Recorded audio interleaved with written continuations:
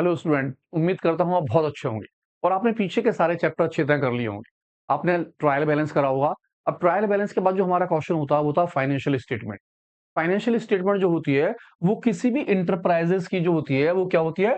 Financial performance होती है, जिसके अंदर हम क्या करते हैं? उसकी फाइनेंशियल पोजीशन देखते हैं। किसकी पोजीशन? किसी भी इंटरप्राइजेस की।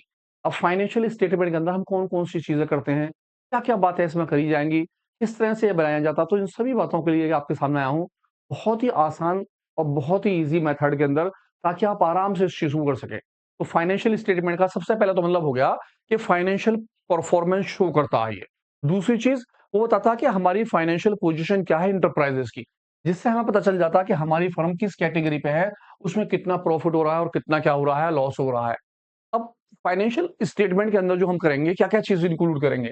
एक तो हम से देखेंगे ट्रेडिंग और profit loss account. Trading account के अंदर हम देखेंगे कितने की परचेज़ हो रही है और कितने की सेल हो रही है, और इस परचेज़ के ऊपर कौन-कौन से एक्सपेंसेस करे गए हैं। जो एक्सपेंसेस परचेज़ पे करे गए हैं, उनके नाम क्या हैं? उसके बाद जो एक्सपेंसेस सेल पे करे जाती हैं, उनके नाम क्या होते हैं? साथ में हम देखेंगे प्रॉफिट एंड लॉस अकाउंट। ये प्रॉफिट एंड लॉस अकाउंट किस तरह से बनाया जाएगा और उनके एक्सपेंसेसों की और उनकी इनकम को क्या कहा जाता है। और लास्ट में उसके बाद हम सीखेंगे क्या चीज़? Balance sheet. जो बैलेंस शीट हमें बताएगी कि हमारी फाइनेंशियल पोजीशन क्या है। अब देखिए, फाइनेंशियल स्टेटमेंट का दूसरा नाम फाइनल अकाउंट भी होता है, जिसे हम फाइनल अकाउंट कह देते हैं। फाइनेंशियल स्टेटमेंट जो होती है वो हमारा सबसे लास्ट एंड वाला प्रोडक्ट होता है। किस चीज का? अकाउंटिंग प्रोसेस का। आपने देखा था सबसे पहले चैप्टर में आपने अकाउंटिंग प्रोसेस बनाया। जब अकाउंटिंग प्रोसेस बनाते हैं तो सबसे लास्ट की चीज होती है ट्रेडिंग, प्रॉफिट लॉस और बैलेंस शीट। हम यहाँ पर लास्ट प्रोडक्ट कर रहे हैं, जो किसके थ्रू बनाया जाता है? ट्रायल बैलेंस के थ्रू। आपके पास ट्रायल बैलेंस बना हुआ होता है और आप ट्रायल बैलेंस से क्या निकालते हैं? ट्रेडिंग अकाउंट, प्रॉफिट लॉस और बैलेंस शीट। तो हम यहाँ पर इंडिविजुअली पहले तीनों को अलग अलग सीखेंगे। हम देखेंगे ट्रेडिंग अकाउंट किस तरह से बनाया जाए, उसमें कौन कौन सी बातें आएंगी। देन उसके बाद हम सीखेंगे प्रॉफिट लॉस कैसे बनाया जाए, उसमें कौन कौन से एक्सपेंसेस होंगे और कौन कौन सी इनकमें होंगी। और सबसे लास्ट में हम देखेंगे बैलेंस शीट, यानी चैप्टर नंबर 2 से सारी रिलेटिव चीजें, कौन-कौन सी एसेट्स होती हैं, कौन सी लायबिलिटी होती है, किन-किन बातों को हम इसमें लेते हैं। इंटरनल लायबिलिटी क्या होती है, एक्सटर्नल लायबिलिटी क्या होती है, सारी बातें। लेकिन इससे पहले हम देख लेते हैं क्या चीज़, कि हमारी जो है ऑब्जेक्ट क्या है? हम इसे क्यों बनाते हैं? किस चीज़ से नीडेड पड़ती है और हमारे इम्पोर्टेंट्स क्या है? किस चीज़ के लिए हमारी इसकी ज़रूरत पड़ती है? सबसे पहले हम जो ट्रेडिंग और प्रॉफिट लॉस अकाउंट बनाते हैं, फाइनेंशियल स्टेटमेंट में या प्रॉफिट लॉस बनाते हैं, वो किस चीज़ के लिए बनाते हैं? ये पता करने के लिए कि हमारी इनकम कितने रुपए की है या हमारी इनकम स्टेटमेंट क्या है। इसके अंदर प्रॉफिट या लॉस निकलता है जो 2 तरह का होता है। एक तो प्रॉफिट होता है हमारा ग्रॉस प्रॉफिट। अब ये ग्रॉस प्रॉफिट क्या चीज़ होती है? और दूसरा हमारा होता है नेट प्रॉफिट। आप देखेंगे कि ये नेट प्रॉफिट जो निकाल रहे हैं हम, वो नेट प्रॉफिट क्या निकल के आया? तो ग्रॉस प्रॉफिट जो होता है वो हमारे सेल और परचेज से रिलेटिव होता है। जब हम कोई चीज़ परचेज़ करते हैं और उसे सेल करते हैं, उसके ऊपर जो हमारा प्रॉफिट निकल के आता है, हम उसे ग्रॉस प्रॉफिट कहते हैं। किस तरह से निकाला जाएगा? यहाँ हम सीखेंगे। उसकी ज़रूरत क्यों पड़ती है? ताकि मुझे ये पता चल जाए, मैं कितने रुपए का माल लेकर आया और उसके ऊपर मैंने कितने रुपए का खर्चा करा। इस खर्चे को और परचेज़ को मिलाकर हम सेल से रिलेटिव चीज़ें निकालते हैं, जिसे हम कॉस्ट ऑफ गुड्स सोल्ड कहते हैं। देन इसके बाद हम निकालते हैं नेट प्रॉफिट। नेट प्रॉफिट हमारा किस चीज़ के लिए होता है? ग्रॉस प्रॉफिट या ग्रॉस लॉस के बाद की चीज़।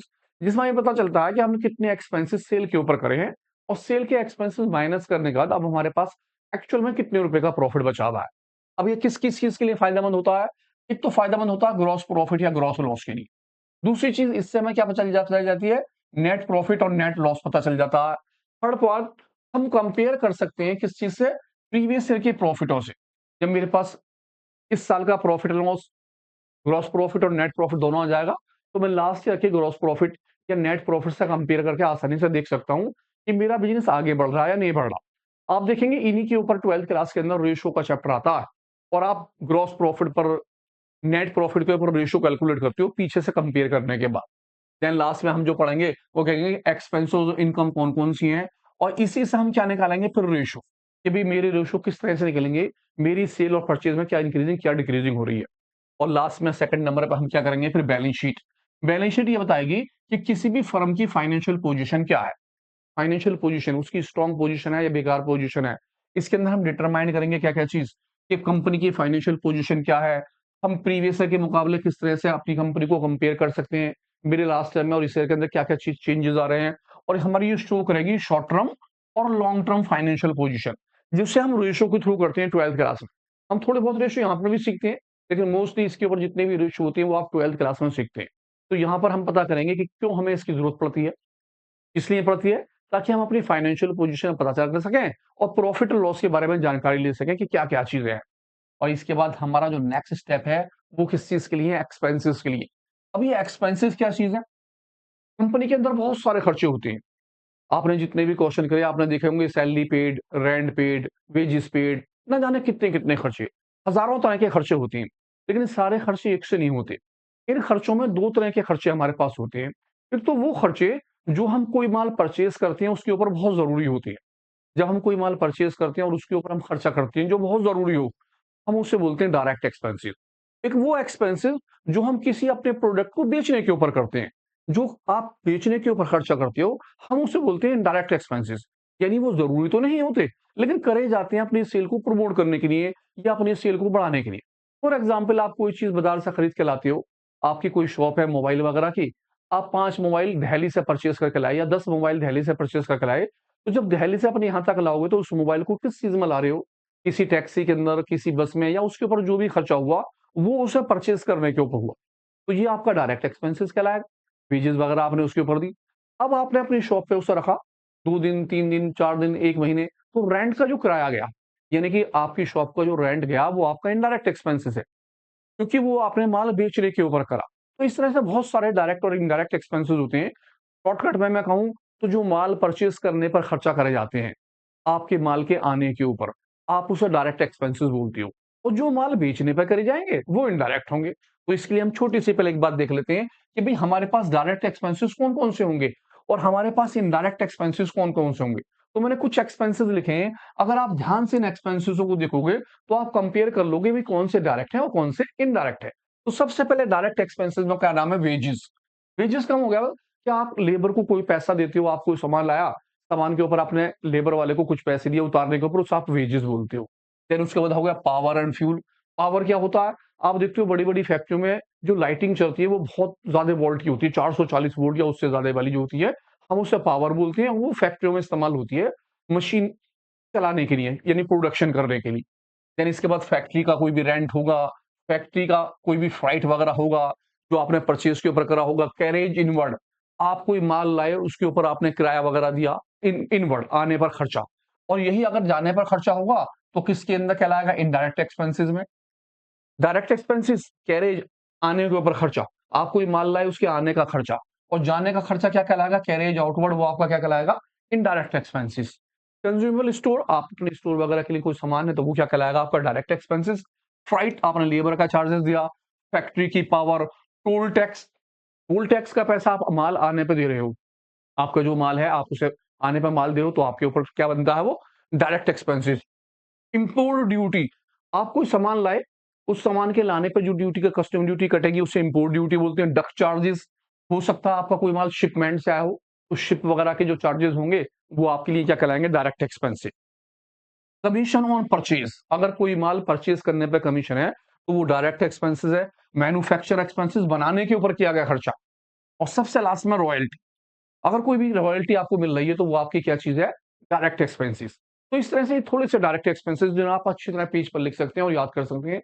99% मैंने ज़्यादातर लिख लिए हैं, एक आध कोई खर्चा होगा जो मिल सकता है रास्ते में, हम देख लेंगे उसे। देन उसके बाद इनडायरेक्ट एक्सपेंसेस, वो खर्चे जो आप सेल के ऊपर करते हो, जैसे कि सैलरी एंड वेजेस, आप अपने वर्कर्स को सैलरी देते हो जो आपकी शॉप पे काम कर रहे हैं, आप शॉप का रेंट देते हो, टैक्स देते हो। देन उसके बाद आ गया प्रिंटिंग एंड स्टेशनरी, आपने अपने बिल वगैरह छपवाए, प्रिंटिंग वगैरह का खर्चा आपका हुआ है। रिपेयर या मेंटेनेंस आप करवा रहे हो, ऑडिट फीस, अपने वकील को जो हम फीस देते हैं, उसे हम ऑडिट फीस कहते हैं। ये सारे किसके ऊपर हम करते हैं? सेल्स के ऊपर करते हैं। Discount allow, carriage outward, travelling expenses, आने-जाने का जो खर्चा होगा माल के ऊपर, वो ट्रैवलिंग एक्सपेंसेस, हमारे एजेंट कहीं गए, वहाँ से कलेक्शन करके लाए, तो इसके ऊपर जितना भी खर्चा होगा हम उसे ट्रैवलिंग एक्सपेंसेस कहते हैं। जैसे कार का खर्चा, बस का खर्चा, रिक्शे का खर्चा, बहुत बहुत सारे खर्चे हम सबको ट्रैवलिंग में लेते हैं। देन एडवर्टाइजमेंट, आप अपनी किसी भी प्रोडक्ट का एडवर्टाइजमेंट कराते हैं, माल बेचने के लिए आप कर रहे हैं। बैड डेब्ट, अगर आपका कोई पैसा मर जाता है, तो वो चीज़ बैड डेब्ट कराती है, वो आपके माल बेचने पर बढ़ता है। डेप्रिसिएशन, आपकी कोई फिक्स एसेट थी, उसकी वैल्यूएशन कम हो गई, वो आपका नुकसान हुआ, आपका सेल के ऊपर गया, क्योंकि आप सेल के लिए उस चीज़ को इस्तेमाल कर रहे हो। इंटरेस्ट ऑन लोन, आपने कोई इंटरेस्ट ले रखा है, आपने कोई लोन ले रखा है, उसके ऊपर आप इंटरेस्ट पे कर रहे हो, तो आपके लिए एक्सपेंसेस है वो, क्योंकि आप बिज़नेस के लिए उसे कर रहे हो। Loss on sale of fix assets, आपने कोई फिक्स एसेट थी आपकी, आपने उसे बेची, आपकी उम्मीद से कम पे वो बिका। जैसे आपने डेप्रिसिएशन में लास्ट में थर्ड पार्ट में देखा कि लॉस निकालते हैं। अगर लॉस होता है तो एक्सपेंसेस होता है और प्रॉफिट होता है तो वो इनकम कहलाता है। इसके अलावा और भी बहुत सारे एक्सपेंसेस हैं, बहुत सारे। आप अपनी बुक उठाएँगे, बुक के अंदर देखेंगे तीसरे चौथे पेज पर एक बहुत बड़ी सी लिस्ट है। आप वहाँ से बहुत सारे एक्सपेंसेस नोट कर सकते हैं। मैंने मेन एक्सपेंसेस यहाँ लिखे हैं ताकि ये कंपेयर कर सकूँ कि डायरेक्ट एक्सपेंसेस कौन से हैं और इनडायरेक्ट कौन।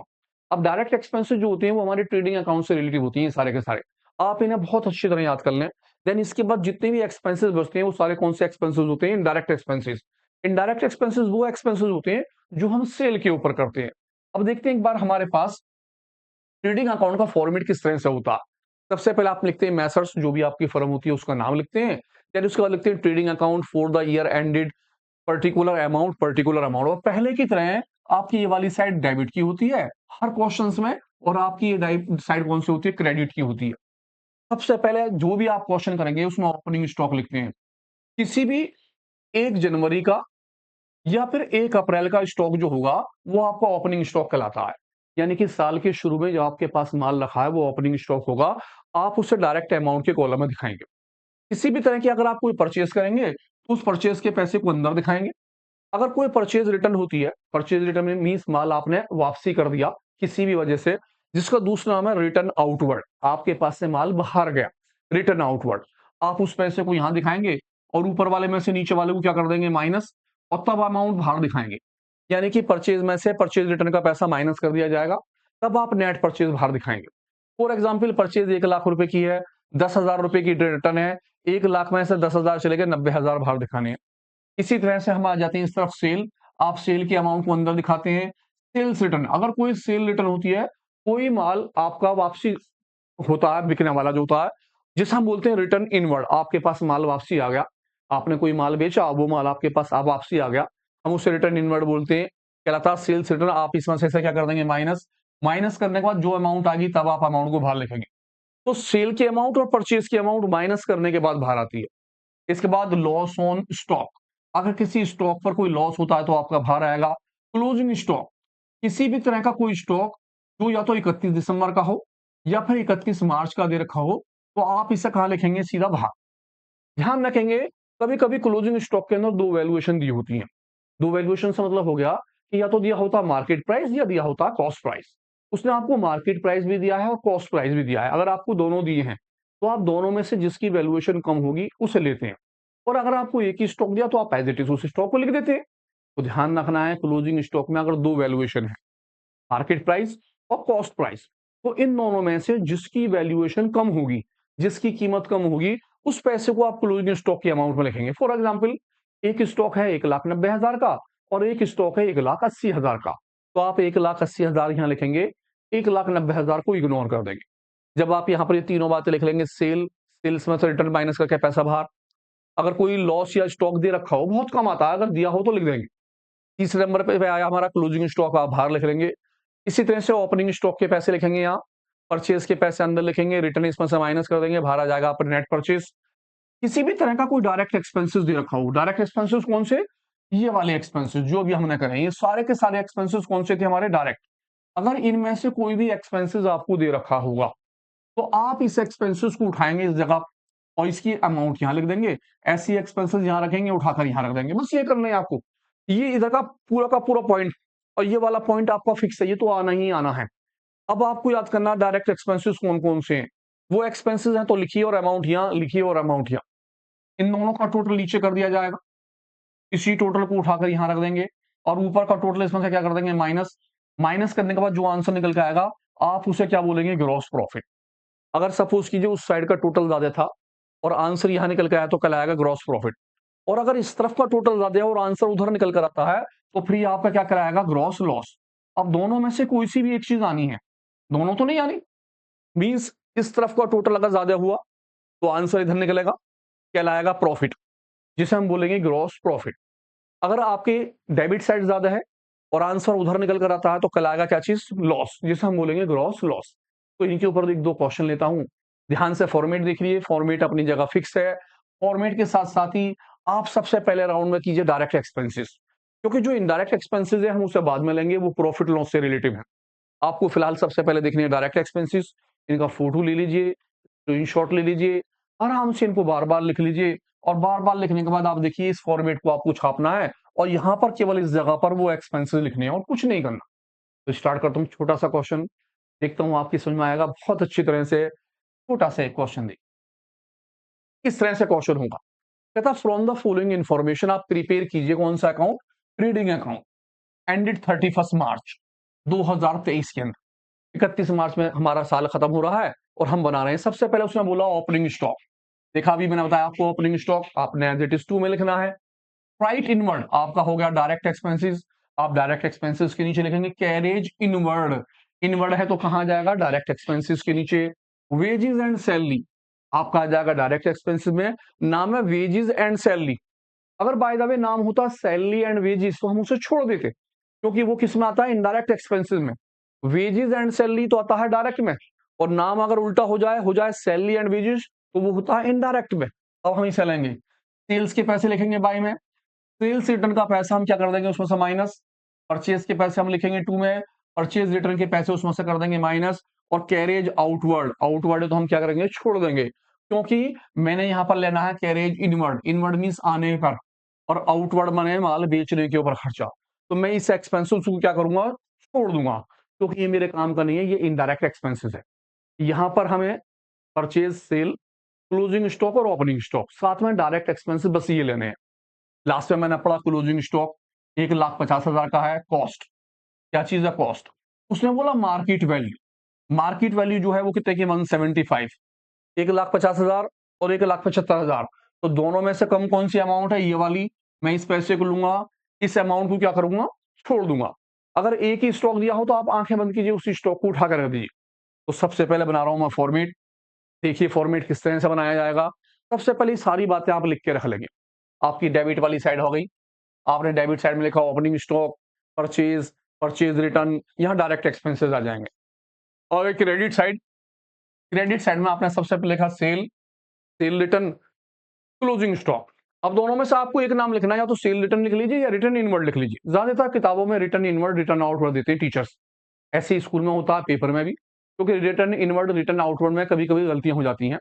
तो इन माने आने के ऊपर, आपने कोई माल बेचा था वो आ गया, तो आपने कोई परचेज करा था तो वो वापसी जाएगा तो आउटवर्ड, आपने कोई सेल करा था तो वो आएगा, सेल वाला आएगा इन, तो इनवर्ड। तो सेल के नीचे इनवर्ड, परचेज आप खरीद के लाए तो आपके पास से वापसी जाएगा तो आउट, बाहर है आउटवर्ड। इससे आप ध्यान से कर सकते हैं कि आउट वाला कौन सा होगा और इन वाला माल कौन सा वाला होगा।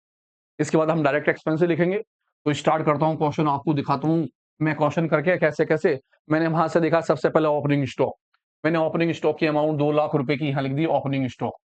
ओपनिंग स्टॉक के पैसे आ गए। देन उसके बाद लिखा फ्राइट इनवर्ड, फ्राइट इनवर्ड था ट्रेडिंग अकाउंट में, मैं लिखा डायरेक्ट एक्सपेंसेस में फ्राइट इनवर्ड। और फ्राइट इनवर्ड के अमाउंट जो है वो है 15,000 रुपए की, आप 15,000 रुपए को उठाकर यहां रख देंगे। देन इसके बाद आ गया कैरेज इनवर्ड, कैरेज इनवर्ड भी हमारा खर्चा था, मैंने लिखा कैरेज इनवर्ड। और कैरेज इनवर्ड की अमाउंट जो है वो है 5,000 रुपए की, आप उठा के डायरेक्ट एक्सपेंस में लिख देंगे 5,000 रुपए। इसके बाद आ गया वेजेस एंड सैलरी, ये भी एक्सपेंसेस ही था, मैंने इसे भी लिखा वेजेस एंड सैलरी। मैं यहां आपको बता रहा था कि अगर नाम वेजेस पहले दे रखा हो तो आप इसे ट्रेडिंग अकाउंट में लिखेंगे, लेकिन सपोज कीजिए नाम पहले हो सैलरी और वेजेस, तो आप उसे छोड़ देंगे, वो प्रॉफिट और लॉस रिलेटिव हो जाएगा। सेल की अमाउंट मैंने अंदर लिखी, सेल की अमाउंट 7 लाख रुपए, क्यों? अगर कोई रिटर्न होगी तो मैं माइनस कर लूंगा। मैंने देखा सेल्स रिटर्न है 15,000 की, इसके नीचे लिखे 15,000।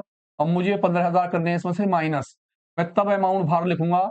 7 लाख में से 15,000 माइनस हो जाएंगे, ये आ गया हमारा 6,85,000, मैंने लिख दिए बाहर।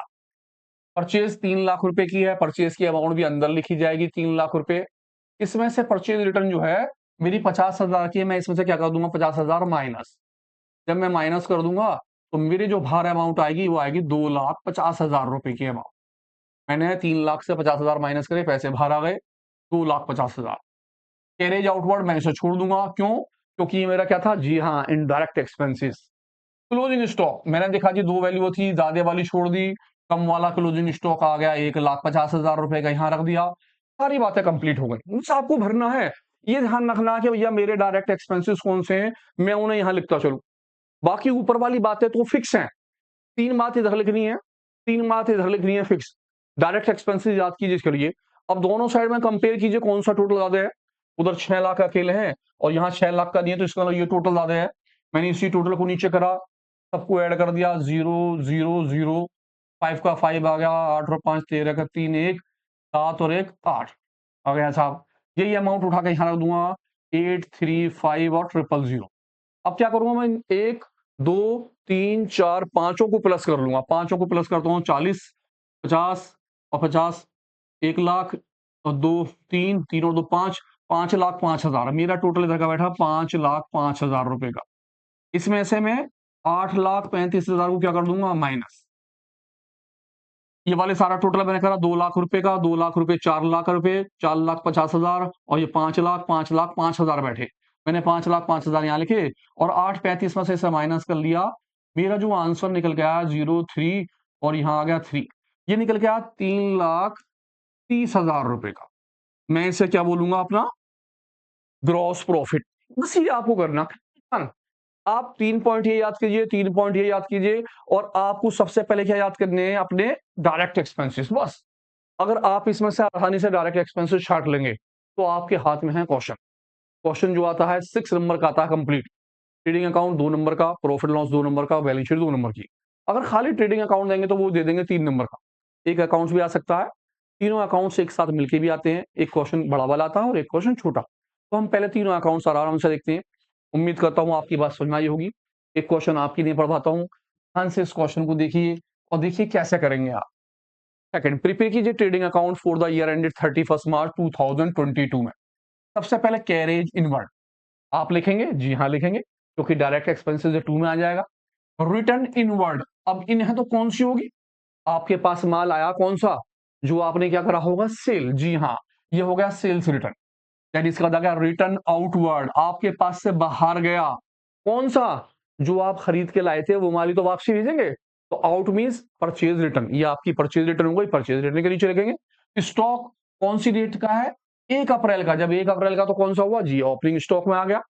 वेजेस आप लिखेंगे डायरेक्ट एक्सपेंसेस के अंदर, सेल सेल के अंदर लिखेंगे। फ्राइट इनवर्ड, इन मींस आने पे खर्चा तो लिखेंगे ट्रेडिंग अकाउंट के अंदर, आपका डायरेक्ट एक्सपेंसेस। परचेज के पैसे 3,40,000 परचेज के नीचे लिख लेंगे। क्लोजिंग स्टॉक, यहाँ पर एक ही वैल्यू जो है खाली कितने की, 2 लाख की क्लोजिंग स्टॉक की। तो आप 2 लाख रुपए ऐसे कैसे लिख लेंगे, देखिए कितना आसान है। तो उठाइए कॉपी पेंसिल, फटाफट ऐसे बैलेंस बना लीजिए। तीनों बातों को फिक्स लिख लीजिए, opening stock, purchase, purchase return, direct expenses सारे यहाँ आने। देखिए सेल, सेल रिटर्न, उसके नीचे क्या चीज, क्लोजिंग स्टॉक, और कॉपी पेंसिल लेके लग जाइए क्वेश्चन करने के लिए। और फिर मैं आपका क्वेश्चन मिलवाता हूँ, देखिएगा आपका क्वेश्चन कैसे आएगा। आप मेरी तरह आराम से ऐसे बनाकर रख सकते हैं और आराम से उन चीजों को भर सकते हैं। एक बार फिर पढ़वा देता हूँ, ध्यान से देखते हैं। कैरेज इनवर्ड कहाँ आ गया आपका, यहाँ पर कैरेज इनवर्ड, इस जगह उठाकर रख देंगे। आ गया रिटर्न इनवर्ड, इनवर्ड इनवर्ड है तो यह आ गया आपका रिटर्न इनवर्ड। आप इस पैसों को यहाँ उठाकर रख लेंगे, रिटर्न इनवर्ड के पैसे। स्टॉक 1 अप्रैल का है, आपका आ गया ट्रेडिंग में, आप लिख लेंगे यहाँ पर। वेजेस आपकी आ गई, वेजेस के पैसे डायरेक्ट एक्सपेंसेस में यहाँ लिख देंगे। सेल, आप सेल की अमाउंट को लिखेंगे सेल के अंदर, इस जगह पर। इसके बाद आ गया आपका फ्राइट इनवर्ड, यहाँ लिखेंगे फ्राइट इनवर्ड, अमाउंट आपकी यहाँ पर आ जाएगी। उसके बाद है परचेज, परचेज की अमाउंट आप अंदर लिखेंगे। इसके बाद आ गया क्लोजिंग स्टॉक, कौन सी डेट में है, 2 लाख रुपए 31 मार्च। उठाइए कॉपी पेंसिल और खुद कीजिए इस क्वेश्चन को, आपको पता चल जाएगा कि ट्रेडिंग अकाउंट कितना आसान है। बस आपको याद करना है क्या चीज, जी हाँ, डायरेक्ट एक्सपेंसेस। तो मिलते हैं इसके बाद एक नई वीडियो के साथ। इस बार मैं आपके लिए लाया हूँ छोटे छोटे से टिप्स। ट्रेडिंग अकाउंट से रिलेटेड कुछ चीजें ऐसी होती हैं जो हमें करनी बहुत जरूरी होती हैं, जैसे कि कौन कौन सी चीजें कि परचेज क्या होती है, नेट परचेज क्या होती है। इसी के साथ एक नाम होता है कॉस्ट ऑफ गुड सोल्ड। अब इसे क्या कहते हैं, कॉस्ट ऑफ गुड सोल्ड को कैसे निकाला जाता है ग्रॉस प्रॉफिट के अंदर, इन सारी बातों के साथ आ रहा हूँ आपके छोटे से क्वेश्चन के साथ। अगले क्वेश्चन में मुलाकात होगी, वहीं पर मैं आपको सिखाऊंगा कि आप किस तरह से प्रॉफिट लॉस अकाउंट निकालेंगे और आपके इनडायरेक्ट एक्सपेंसेस वहां किस तरह से मिलेंगे, किस तरह से आप उन्हें इस्तेमाल करेंगे। तो मिलते हैं बहुत जल्द एक छोटी सी वीडियो के साथ, तब तक के लिए बेस्ट ऑफ लक।